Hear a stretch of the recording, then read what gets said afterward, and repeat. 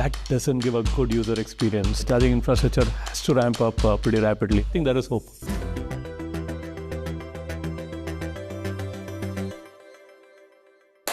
Welcome to The Big Question, the series from Euronews where we address some of the most important issues on the business agenda. I'm Hannah Brown, and today I'm joined by CEO and Managing Director of Tata Elxsi, Manoj Raghavan. So thank you very much for joining me, Manoj. Thank you. First of all, for those in our audience who might not know precisely what Tata Elxsi do, can you just explain, please? But Tata Elxsi is focused on product design and engineering space. We focus on three verticals. Automotive is the largest vertical for us. We also do work in the media and telecom, as well as the healthcare and life sciences space. So a lot of the work that we do are, cutting edge, next generation, product development and maintaining the existing products and, value add and so on. So that's the business that we do. So as you said there, Tata Elxsi does a lot of design and technology innovation within the automotive industry. Right now, there's a big push towards EVs in Europe. But in your opinion, what are the key barriers to increased adoption here in Europe? One is the cost. Most EVs today retail at about 40 to 50,000 euros. For mass adoption of EVs, the price comes down to around 25,000 euros. I think you will see a lot more adoption, right? Number two is the availability of charging infrastructure. Of course, charging at the home infrastructure is already available. But what is more important is the public charging infrastructure. Mm-hmm. Today in Europe, maybe more than 1 million public charging facilities are available. And to meet Europe's goal of the Fit for 55 and reducing the carbon emission by 55% in 2030, Europe needs minimum 3.5 million public charging infrastructure to be available, all the way to maybe some reports talk about 8 million public charging infrastructure that is needed. However, the challenge is not just about the number of public charging infrastructure. Challenge is also about the number of fast chargers that are available, because people would not like to spend more than 10 minutes or 15 minutes charging their cars. And so unless you have the fast chargers that are available, the experience for the driver and the passengers is not going to be great. So I think today about 13.5% of these chargers are fast chargers. However, to reach the goals of 2030, maybe at least 60-70% of these chargers have to be fast chargers. Most of these public chargers are concentrated in three major countries: Netherlands, Germany, and France. However, for EV uptake to go up significantly, there has to be an equitable distribution of these public chargers in other countries as well, especially where people need to use it, along the highways, in rural areas. So a lot of the infrastructure is built in the cities and so on.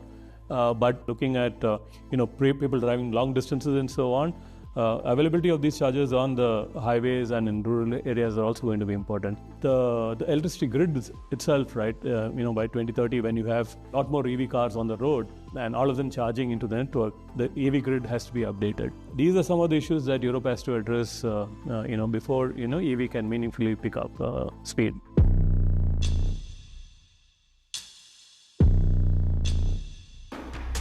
So in 2024, according to the International Energy Agency, their data said that across the EU, on average, there was around one charger for every 13 EVs. But that was a decrease of about 10% on 2023 ratios, which means that EV ownership is growing, but we're not matching that with infrastructure growth, right?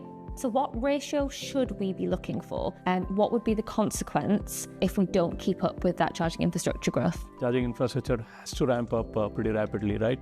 So we are looking at between 1:2 or 1:3 sort of a ratios, right? So it's a far higher ratio as compared to 1:12 or 1:13 today that you have. That is definitely going to be critical, because as you have more EVs on the road, and especially during either peak hours or during holiday season, when everybody is on the road and the chargers are clogged, that doesn't give a good user experience. People will soon start missing their ICE engine. So I think unless the charging infrastructure keeps up, it'll be difficult for the EV industry to sustain the growth. So it's very, very critical at this point.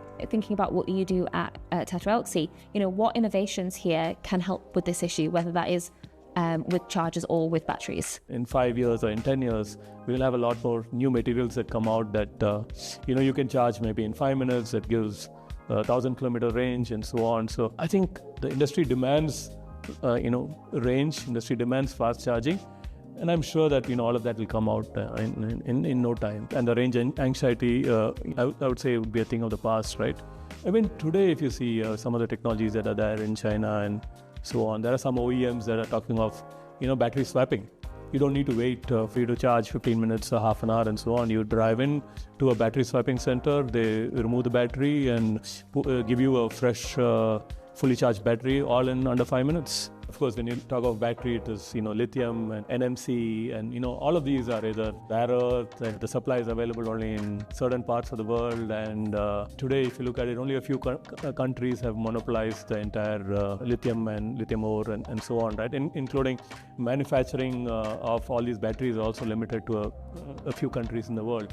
So that puts a lot of supply chain risks as well. I think the best case situation for Mother Earth is that we have some alternate material that is available in abundance, right? Maybe silica, maybe sand, maybe sodium, and so on. There are a lot of research that is happening. In which case, then we really don't need to do all this mining for lithium and the other rare earth, heavy metals, and so on. So actually, all of these design innovations that we've discussed could all be massive game changers in the evolution of EV adoption. But what will all of these things do to the price? Yeah. EVs are definitely not cheap. I think the major component of, if you look at an EV from a price perspective is the batteries. So a lot of focus has been on industry to bring down the price of the batteries. I think we have succeeded in really bringing down the price of the batteries over the last 5 years or last 10 years. Has been significant. I mean, by a factor of 2 or 3, the price have come down, right? And I'm sure moving forward in the next 5 years and so on, the prices would still keep coming down. And the focus is to see how we can use commonly available material, right? So definitely the hope is that it won't involve expensive processing and so on, and we will be able to bring down prices even for the alternate technologies that we're looking at. So from a technology perspective, from a design thinking perspective, with tools like AI, and what it does is it helps companies get it right first. You simulate, you do everything on a virtual platform, you design digitally, you sort out all the issues ahead of time, and then you put it into the car and so on, right? Of course, you still need to manufacture a few prototypes, but earlier, before you launch a car, you manufacture 200, 300 units, and each of these units are very expensive and so on, and do a full driving and end-to-end testing using those prototypes. Today, a lot of that can be done virtually using simulation platforms. So yes, I think technology that is available, moving forward will really help, I would say, bring down the price even further. So I think there is hope. Okay, brilliant. And on that note, that's all we have time for. But thank you so much for joining me today on The Big Question. Thank you, Anna.